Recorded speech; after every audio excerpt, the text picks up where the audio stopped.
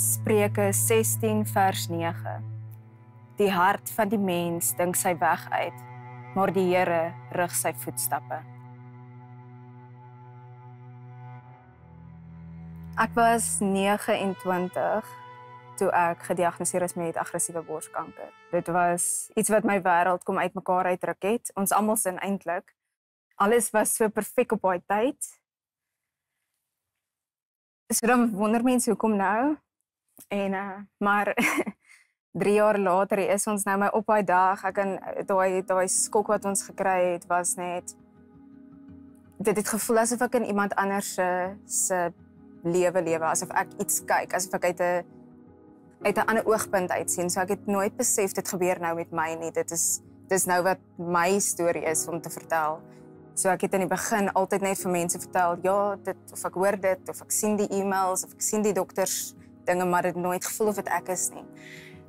Maar jou lyf gaan deur soveel trauma en soveel seer dat jy dit moes besef. En ek dink dit is maar soos amper soos in die army waar hulle jou afbreek dat jy jouself weer kan terugbou en dan is jy sterker as ooit. Kanker doen dit ook. So dit het my heeltemal afgebreek tot op die grond. Vir my om myself te herbou met hierdie groter dinge en ja, met 'n beautiful support system en die Here aan my kant kon ek nie anders as om op te staan nie. Die eerste ding wat ek gedink het is wat van my kinders.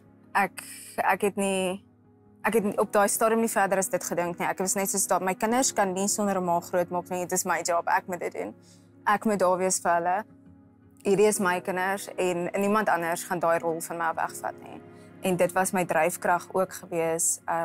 Maar ek het in die hospitaal waar die dokter is, my dokter wat my gediagnoseer het.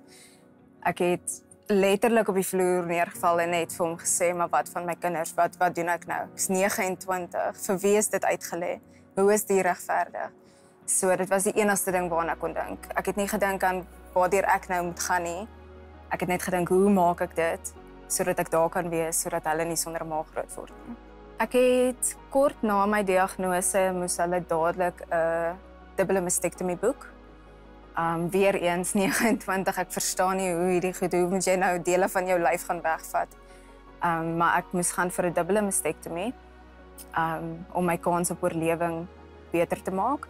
En 5 weke na chemo moes ek vir 'n jaar en 'n half, 18 maande lank chemo kry, waar ek my hare verloor het.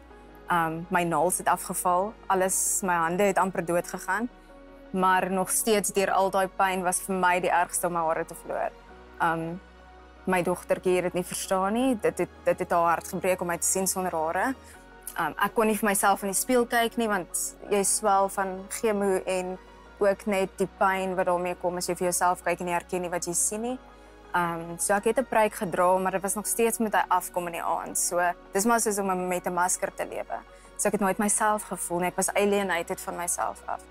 En ja, as vir die hare storie, dit was 'n bitterseer storie en veral vir my dogtertjie. Sy het nou nog hare hang al hier op haar bene en sy weier om dit te sny. So dit is trauma wat sy ook deurgegaan het. Maar sy verstaan vandag nog, of ten minste nou verstaan sy dat dit nie 'n keuse was nie. En ja, op 'n stadium het hulle gedink ek lyk so rockstar. So dit was als goed en wel. Daar was nie daar wat ek wou hoop verloor nie, maar ek het hoop verloor. Ek het op 'n stadium almal het na my toe gekom omdat ek in hierdie publieke platform lewe. My besighede is ook van daai aard waar ek vrouens help. En vir my om nie te voel ek kan iemand nou mee help nie. Ek het nie self nie die hoop nie. Hoe moet ek vir iemand anders hoop gee? Dit was vir my bitter swaar. So ek het op 'n stadium, ek het na chemo ook, ek het gedink dit is hoe die dood lyk en ryk. En as ek daar ingestap het, dis hoe ek gevoel het. Ons het op 'n stadium gedink ek gaan dit nie maak nie. My man het die dokter gebel en gesê sy's letterlik, dit lyk asof sy dood is. So ek kon nie meer voortgaan vir daai laaste sessie sonder om dis of jy of kanker gaan dood of jy gaan dood, maar ons moes dit opgeweeg het. Maar ek het definitief hoop verloor. Menigmale. En ek het dit eintlik nou eers teruggekry. Dit het baie lank gevat. So die vrae in mense kop en jy mag die Here nie vra nie, maar so iets gebeur op 'n jong ouderdom, dan doen jy. So ek dink dit is net mens, maar ek dink is baie donker as jy in daai gat gaan kruip en nie kan uitkom nie, maar sodra jy besef daar is mense en die Here kan jou help, dan kan jy uit daai gat uitkom en dit is wanneer die wonderlike dinge gebeur om ander mense ook te kan help deur jou storie. So eerstens wil ek vir ander vrouens sê, julle is amazing and huge. Julle is tot alles in staat. Maar ook, ons is gebore met 'n sesde sintuig. Ons is. So ons moet weet, jy weet, as daar iets fout is met jou kinders of as daar iets nie reg voel nie, dit is 10/10 waar. So as jy voel iets in jou lyf is nie reg nie, maak nie saak wat jou ouderdom is nie. Gaan kyk daarna. In Suid-Afrika doen hulle mammogramme op 40, wat ek dink hoog is. Ek was 29 jaar oud en die kanker het reeds versprei. So dit voel vir my so verkeerd dat hulle jou wag tot op 40. So as jy iets voel, asseblief kyk daarna, sodat jy kan lewe vir jouself, vir jou kinders, en ons het vrouens nodig in hierdie wêreld. Ek dink die vrouens van vandag is die empires van môre, want ons het soveel dryfkrag en soveel lewenslus en niemand kan ons meer afdruk of afbring nie. Ons is net so sterk. En ek dink dit kom met daai vulnerability ook, maar ook met jy moet ook weet wanneer is genoeg en wanneer moet jy opgee of ingee sodat jy hulp aanvaar. Besoek YouTube en tik in God se krag in my krisis.